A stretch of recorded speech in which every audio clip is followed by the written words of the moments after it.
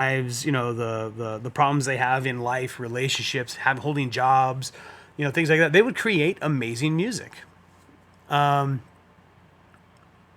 But yeah, I think that that inability for people nowadays to cross that line really hinders creativity, and I think that's a bummer. So Yeah.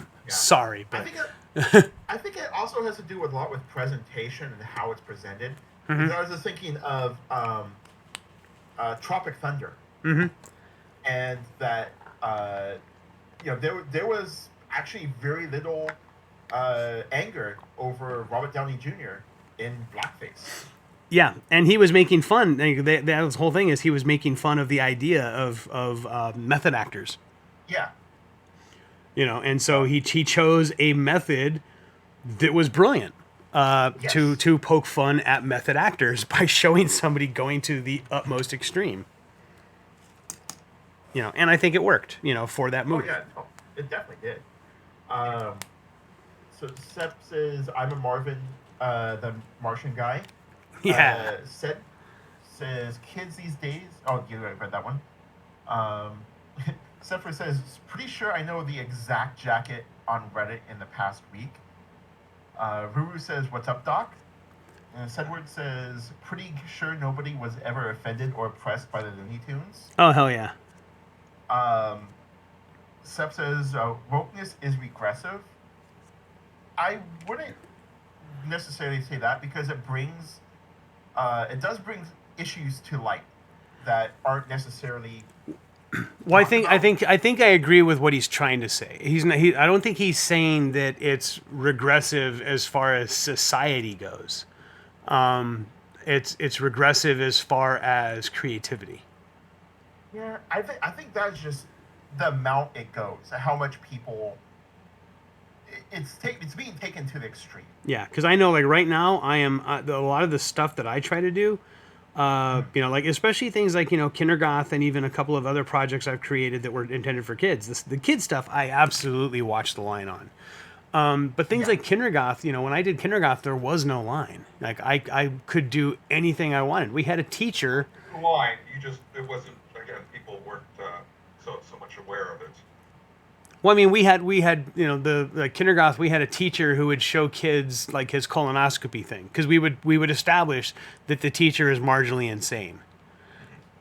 And yeah, well, actually, the one teacher was just unstable. Like Right. Mrs. Tiedman, that we have this. There's a joke. I don't know. Remember? I don't think it's in the comic books, but in some of the unpublished stories and in some of the webcomic stuff, we talk about Mrs. Tiedman.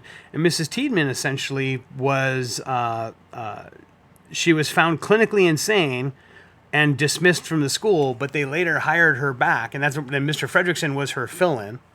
So Mr. F was actually the substitute teacher for Mrs. Tiedman because she was put in an insane asylum, but she's later rehired by the school district because the government gives them a kickback for hiring people who are disabled.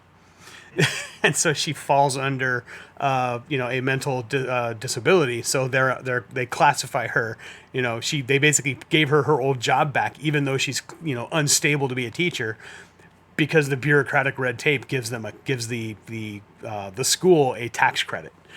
yeah, And so there's kind of funny jokes in there about that as to how these people ended up in their positions. And I tend to have to like I hate that I have to like we had the dildo joke that we never cracked. I don't regret taking that one out, but because I thought it was a little bit of it really was a gutter joke that required a lot of thought. Like people actually had to put two and two together to figure yeah. out like how big does something have to be for a low battery warning to evacuate a school.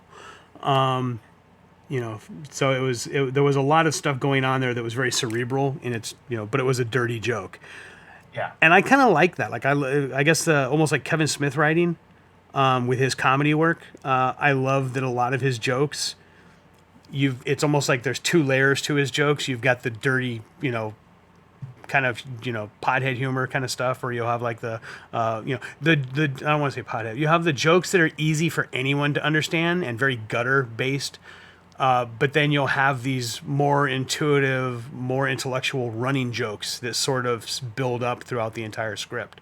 And I like that there's basically two levels of humor in a lot of Kevin Smith's writing. And so that's kind of like, that's actually something that I try to do with things like Kindergarten is I'll have, you know, you have the gutter jokes that get the instant laugh, but then you have the stuff that kind of builds up throughout the book or throughout a story arc or something.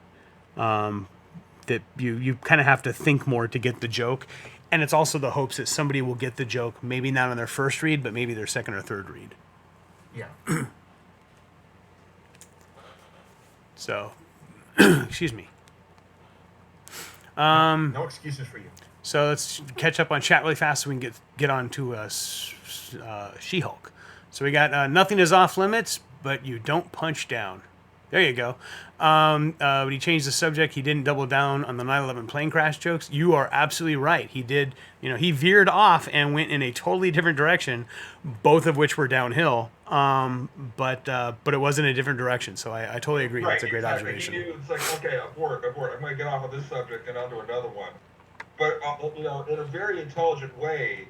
I think he did that on purpose too. You know, it's like I'm going to find something else that's offensive, so I don't get vilified for that. Yeah. Last thing. So, and Sapporo says,